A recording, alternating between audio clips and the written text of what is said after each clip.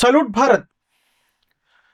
Salute ഭാരതിൽ ഇന്ന് നമ്മോടൊപ്പമുള്ളത് മുതിർന്ന മാധ്യമപ്രവർത്തകൻ ശ്രീ എ ഹരികുമാറാണ്. സാർ നമസ്കാരം. നമസ്തേ അയ്യപ്പദാസ്. സാർ, നമ്മൾ മിസൈൽ രംഗത്ത് നമ്മുടെ ഇന്ത്യ മഹാരാജ്യം ഒരുപാട് ഉന്നതങ്ങളിൽ നിൽക്കുകയാണ്. അപ്പോൾ നമ്മുടെ ഈ യുദ്ധസാമഗ്രിയായ മിസൈലിനെ സംബന്ധിച്ച് മിസൈൽ നിർമ്മാണ രംഗത്ത് നമ്മൾ ഏറ്റവും ഇപ്പോൾ അവസാനം കേൾക്കുന്ന പുതിയ വാർത്ത K4 എന്ന ആ മിസൈലിന് ശേഷം K5, K6 എന്നീ 2 പുതിയ മിസൈലുകൾ കൂടെ ഇന്ത്യ നിർമ്മിക്കാൻ പോകുന്നു. അങ്ങനൊരു പുതിയ മിസൈലുകളുടെ നിർമ്മാണത്തിലേക്ക് ഇന്ത്യ കടക്കുന്നു എന്ന് പറയുമ്പോൾ എന്താണ് സാർ ഈ 2 പുതിയ മിസൈലുകൾ കൊണ്ടുള്ള നമുക്ക് ഉള്ള അതിൻ്റെ പ്രത്യേകത എന്ത്, അതിൻ്റെ ഗുണവശങ്ങൾ എന്ത്? ഇന്ത്യയുടെ ബാലിസ്റ്റിക് മിസൈലുകളിൽ ഏറ്റവും മാരകമായതും ഏറ്റവും ആധുനികവുമായിട്ടുള്ള മിസൈലുകളാണ് K സീരീസ് മിസൈലുകൾ. ഇത് സബ്മറൈൻ ലോഞ്ച്ഡ് ബാലിസ്റ്റിക് മിസൈൽ എന്ന കാറ്റഗറിയിൽ പെടുന്നതാണ്. SLBM, അതായത് അന്തർവാഹിനികളെ ഘടിപ്പിക്കുന്ന, അതുപോലെ തന്നെ ആണവ പോർമുനകൾ വഹിക്കുന്ന മിസൈലുകളാണ് ഈ സബ്മറൈൻ ലോഞ്ച്ഡ് ബാലിസ്റ്റിക് മിസൈലുകൾ.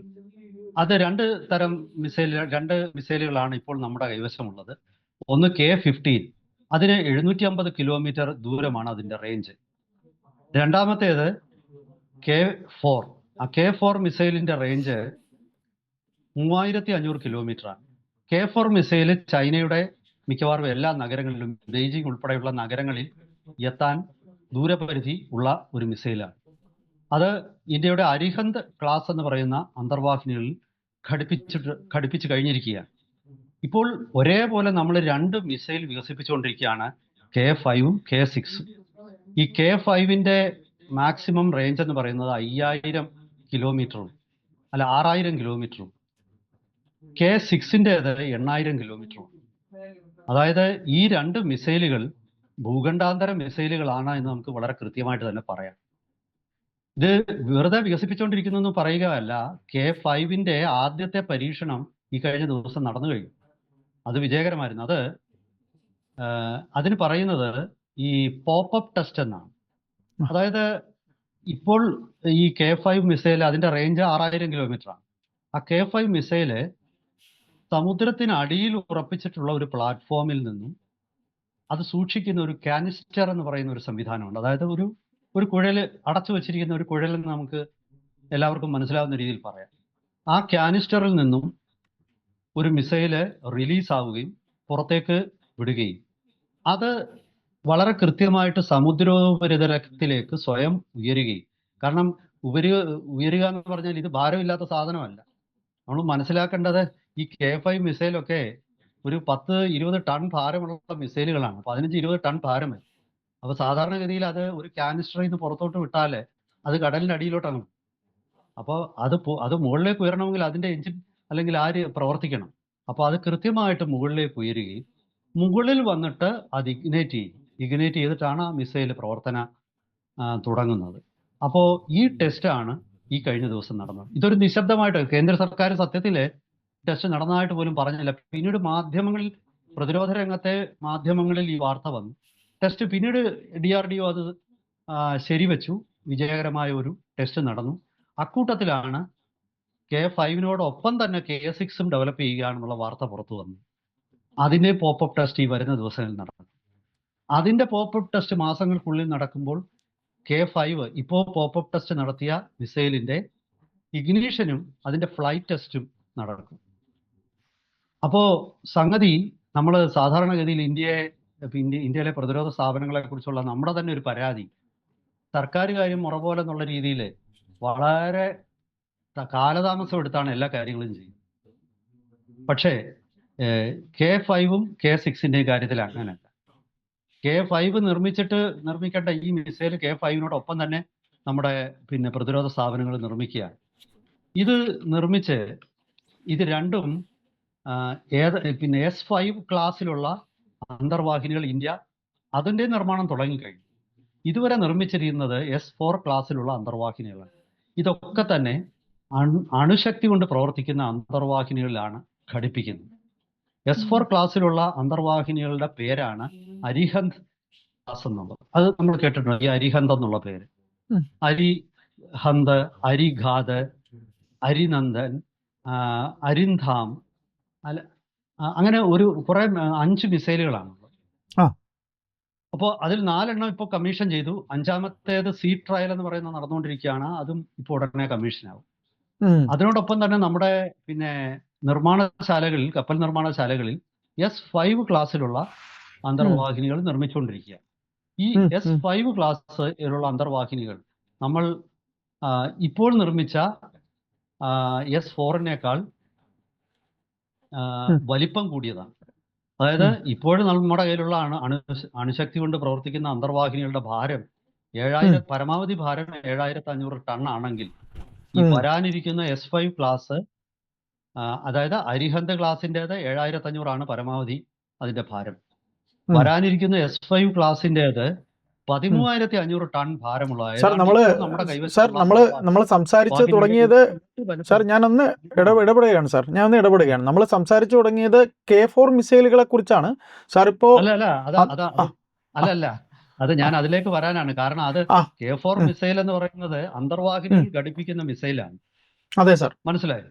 മനസ്സിലായി. അന്തർവാഹിനികളെ കുറിച്ച് പറയാതെ നമുക്ക് K4-നെ കുറിച്ച് പറയാം. മനസ്സിലായി സാർ, മനസ്സിലായി. K5-നെ, അപ്പൊ അതായത് വരാനിരിക്കുന്ന ഈ K5, K6 ഈ S5 ക്ലാസ്സിൽപ്പെട്ട അന്തർവാഹിനികൾക്ക് മാത്രമേ അതിനെ വഹിക്കാൻ പറ്റൂ. മനസ്സിലായോ? ചെറിയ അന്തർവാഹിനികൾക്ക് ഈ മിസൈലുകൾ ഘടിപ്പിച്ച് അതിനെ വഹിച്ചുകൊണ്ട് പോകാൻ പറ്റില്ല. കാരണം ഞാൻ ആദ്യമേ പറഞ്ഞു, ഒരു മിസൈലിന്റെ ഭാരം എന്ന് പറയുന്നത് 20 ടണ്ണൊക്കെ ആയിരിക്കും. ആ 20 ടണ്ണൊക്കെ ഭാരമുള്ള ഒരു 10-15 മിസൈലുകൾ ഒരു അന്തർവാഹിനിയിൽ കാണും. അതായത് ഒരു അന്തർവാഹിനിയിൽ നിന്ന് പോകുന്ന മിസൈലുകൾ മതി ഒരു രാജ്യത്തെ അല്ല, ഒരുപക്ഷെ ഒരു 5-8 രാജ്യങ്ങളെ ഒരുപോലെ ഇല്ലാതാക്കാൻ. അതാണ് ഈ അണ്വായുധം വഹിക്കുന്ന ഈ പിന്നെ അണുശക്തി കൊണ്ട് പ്രവർത്തിക്കുന്ന അന്തർവാഹിനികളുടെയും സബ്മറീൻ ലോഞ്ച്ഡ് ബാലിസ്റ്റിക് മിസൈലിന്റെയും പ്രത്യേകത. SLBM. അപ്പോ ഞാൻ പറഞ്ഞു വരുന്നത്, ഈ K5, K6 ഈ രണ്ട് മിസൈലുകളും S5 ക്ലാസ്സിൽപ്പെട്ട അന്തർവാഹിനികളിലാണ് ഘടിപ്പിക്കാൻ പോകുന്നത്. അവയ്ക്കായിരിക്കും ഇത് വഹിക്കാനുള്ള ശേഷിയുള്ളത്. S5 ക്ലാസ്സിലുള്ള അന്തർവാഹിനികൾ ഇപ്പോൾ അതിന്റെ നിർമ്മാണം നടന്നുകൊണ്ടിരിക്കുകയാണ്. S5 ക്ലാസിൻ്റെത് 2030 അതിന്റെ സീ ട്രയലുകൾ തുടങ്ങും. 2032 അത് കമ്മീഷൻ ചെയ്യും. അപ്പോ പക്ഷേ ഈ S5-ന്റെയും K5-ന്റെയും K6-ന്റെയും പരീക്ഷണങ്ങളൊക്കെ 2-3 വർഷത്തിന് ശേഷം തന്നെ പൂർത്തിയാക്കും. അപ്പോൾ ആ മിസൈൽ അപ്പോഴേ റെഡി ആയിരിക്കും ഈ അന്തർവാഹിനികളുടെ. പക്ഷേ ഇതെന്തുകൊണ്ടാണ് ഇത്ര നേരത്തെ ഈ മിസൈൽ റെഡിയാക്കി വെക്കുന്നതെന്ന് ചോദിച്ചാൽ, ഇതിന്റെ ടെക്നോളജി നമുക്ക് കരയിൽ നിന്നും ലോഞ്ച് ചെയ്യുന്ന മിസൈലാക്കി ഇത് മാറ്റിയെടുക്കാൻ വേണമെങ്കിൽ. മനസ്സിലായോ അയ്യപ്പദാസ്? അതായത് കടലിനടിയിൽ നിന്നും പിന്നെ ലോഞ്ച് ചെയ്യുന്ന ഈ മിസൈല് കരയിൽ നിന്നും സാധാരണ ലോഞ്ച് ചെയ്യുന്ന അഗ്നി 5-നേക്കാളൊക്കെ മികച്ച മിസൈലായിരിക്കും. അപ്പൊ കാരണം അതിനേക്കാൾ വെയിറ്റ് അഗ്നി 5-ന്റെ വെയിറ്റ് 50-55 ടണ്ണാണ്. അതിന്റെ വളരെ കുറഞ്ഞ വെയിറ്റ് ആയിരിക്കും ഇതിന്. അതിന്റെ അത്രയോ അതിനേക്കാൾ ദൂരം പോകാൻ. അപ്പൊ ഇത് കോമ്പോസിറ്റ് മെറ്റീരിയലുകൾ കൊണ്ട് നിർമ്മിക്കുന്നതായിരിക്കും. ഇപ്പം നമ്മൾ ഈ കഴിഞ്ഞ ദിവസം നിർമ്മിച്ച വിജയകരമായി പരീക്ഷണം നടത്തിയ അഗ്നി അഡ്വാൻസ്ഡ് അല്ലെങ്കിൽ അഗ്നി 5 MK2 എന്ന് പറയുന്ന ഒരു മിസൈലുണ്ട്. ആ MK2 മിസൈൽ നിർമ്മിച്ചിരിക്കുന്നത് കോമ്പോസിറ്റ് മെറ്റീരിയലുകൾ ഉപയോഗിച്ചാണ്. ആ കോമ്പോസിറ്റ് മെറ്റീരിയലുകൾ തന്നെയാണ് ഈ പറയുന്ന K മിസൈൽ സീരീസിലും ഉപയോഗിക്കുന്നത്. അപ്പൊ K മിസൈൽ എന്ന് പറയുന്നത് കുറച്ചുകൂടി പ്രിസിഷൻ ആവശ്യമുള്ളതാണ്. കാരണം അത് സമുദ്രത്തിനടിയിൽ കാനിസ്റ്ററിൽ സൂക്ഷിക്കുന്ന, സമുദ്രത്തിനടിയിൽ നിന്നും മുകളിലേക്ക് എത്തേണ്ടതുണ്ട്. ആ അതായത് അതൊരു റെസിസ്റ്റൻസ്, ഒരു റെസിസ്റ്റൻസ് ആണ്. അതിനെ മറികടന്ന് ഉപരിതലത്തിലെത്തി അവിടുന്ന് ജ്വലനം നടത്തി ആകാശത്തിലൂടെ വന്ന് ഇത് എടുത്തു പറയേണ്ട ഒരു കാര്യം, ഈ K5-ഉം K6-ഉം രണ്ടും MIRV ടെക്നോളജി ഉള്ളതാണ്. അതായത് multiple independently targetable reentry vehicle എന്ന് പറയുന്ന MIRV ടെക്നോളജി. സാർ, ഇതിന്റെ രണ്ടിന്റെയും പ്രത്യേകതകളെ കുറിച്ച് സാർ എളുപ്പത്തിലൊന്ന് നമുക്ക് പറയാം. അതായത് രണ്ടിന്റെയും പ്രത്യേകതകൾ എന്ന് പറയുന്നത് ഞാൻ ആദ്യമേ പറഞ്ഞു. K5-ന്റേത് പരമാവധി അതിന്റെ ദൂരം 6000 കിലോമീറ്റർ. K6-ന്റേത് 8000 കിലോമീറ്റർ ആണ് ദൂരപരിധി. ഈ രണ്ടിനും ഏതാണ്ട് 2 ടൺ ഭാരമുള്ള പോർമുനകൾ വഹിക്കാൻ കഴിയും. രണ്ടും അത്യന്താധുനിക സെൻസറുകൾ ഉള്ളതാണ്.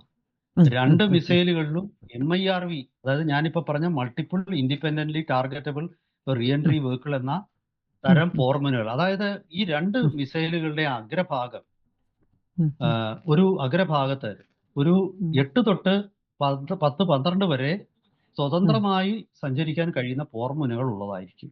ഇത് ആകാശത്തിൽ വെച്ച് റീഎൻട്രി, ബഹിരാകാശത്തിൽ നിന്ന് ഭൂമിയിലേക്ക് തിരിച്ച് താഴേക്ക് വരുമ്പോൾ, അതായത് ടെർമിനൽ ഫേസില് ഇതൊക്കെ തന്നെ വേർപെട്ടിട്ട് ഇതൊക്കെ വ്യത്യസ്തമായ ലക്ഷ്യങ്ങളിലേക്ക് കുതിച്ചു. ഇതിന്റെ ഒരു MIRV-യുടെ ഒരു പ്രത്യേകത എന്ന് പറയുന്നത്, ഒരുപക്ഷെ നമ്മുടെ സമയം അവസാനിക്കാറായിരിക്കും, എങ്കിലും ഞാനൊന്ന് ചുരുക്കി പറയുകയാണ്.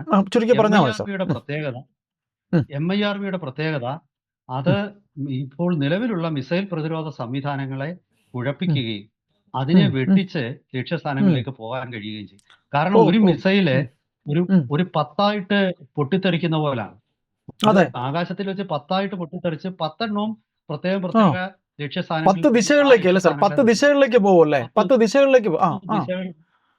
ദിശകളിലേക്കും 10 ദൂരപരിധിയിലേക്കും പോവുകയാണ്. മനസ്സിലായി സാർ, മനസ്സിലായി.